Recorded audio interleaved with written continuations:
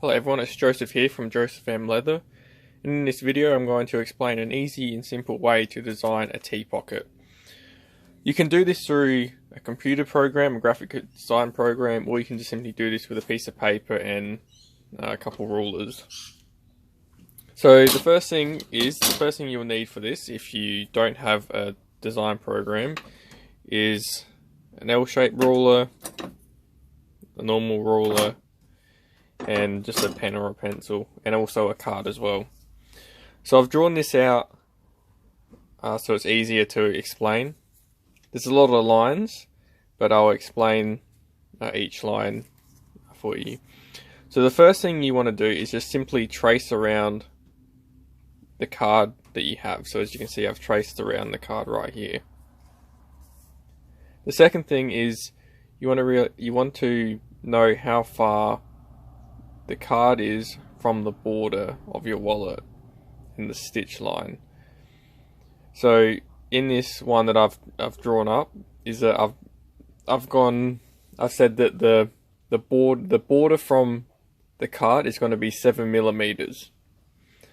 So from here I've measured out 7 millimeters and I've drawn a line straight down.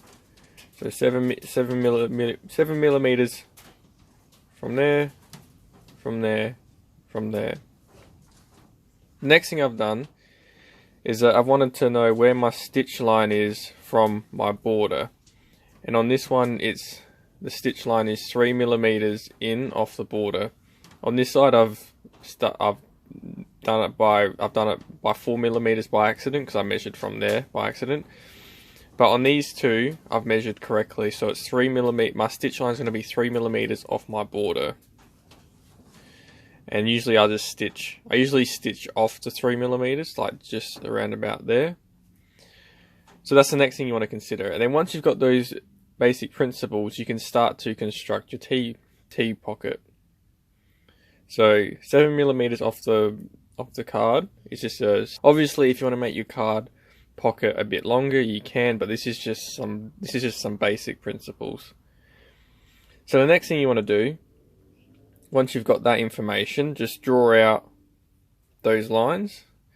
The next thing is you want to consider is how much of the card you want to be showing off the card. So I've drawn the line here, for example, but if you want to show more of the card, you can go lower, and that's just a straight line across. Or if you want to show less of the card, you can go higher. But right here, I've just got, what you want to consider is where do you want this leather to be. So for example, let me just show you on a wallet that I've created. So for example, if you look at a wallet that I've created, the pocket, so this pocket right here will be the tea pocket. So you want to realize, so this part here will be this pocket. So then when you put your card in, where do you want this piece of leather to be? Once you figure out where you want your tea pocket to start, you simply just draw a line and then you just measure from there to there. So that will be your tea pocket size, and then you'll just duplicate it for your next tea pocket. Okay, so once you've got the width that you want, the next thing is you want to realize where do you want your tea pocket to drop down.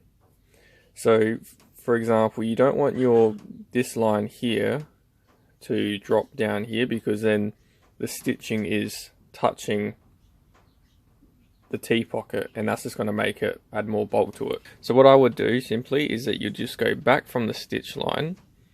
So I usually stitch around about here. So sort of a nice, you could go there if you want, like where the line is, or probably, I'd say 2 to 3 mil away from that line, and I've sort of done it similar to here. Next thing, you just want to just come down a little bit further, and then just go on an angle,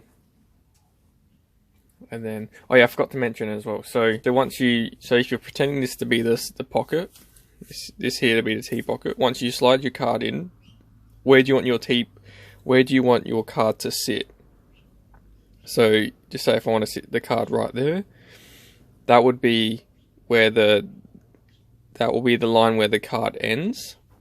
And then off that line, you want to probably go 4 to 3 millimeters off that line. Because you've got that information, you can create a T pocket from that. The reasons why I put the across the shorter instead of going down and then across is that you're just eliminating that excess leather that you don't really need. So it doesn't really matter if you have on a diagonal. So for example, if you look at a T pocket that I've created, well, obviously I haven't made this T pocket from this design. This has been on a computer, but as you can see, it sort of lines up with it. So as you can see, I've gone a bit sharper. So yeah, and then once you've got your T pocket cut out, and once you've got this information, you can just simply cut out. You can just simply cut out that, and then use it stick it on. You can use it as a template.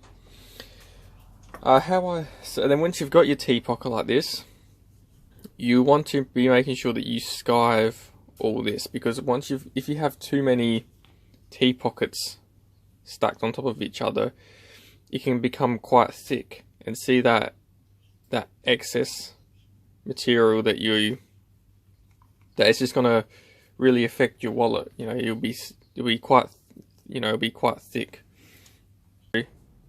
Just skive the edges, and then skive this middle part as well. I use to skive the outside on the edge, I use the skiving knife, and then for the middle section I use the French edger. So this is for a billfold pocket that I'm creating. So this is the template that I have, and what I've done. So for all my pockets that I've created, I've added 4 millimeters out. So I got 3 lines. So this is my stitch line, the end of my wallet, and then 4 millimeters that I've added out. And the reason I've done this is because once you apply all your pockets, there might be excess that might be hanging off, or it might not be perfectly even. So what I do is that I add an extra 4 millimeters, so then when I come back and cut it all, I get a nice smooth even edge, and then once I burnish it, it's going to be a lot more easier to burnish, and you'll get a nice shine as well if you burnish correctly. So I hope you found this video easy.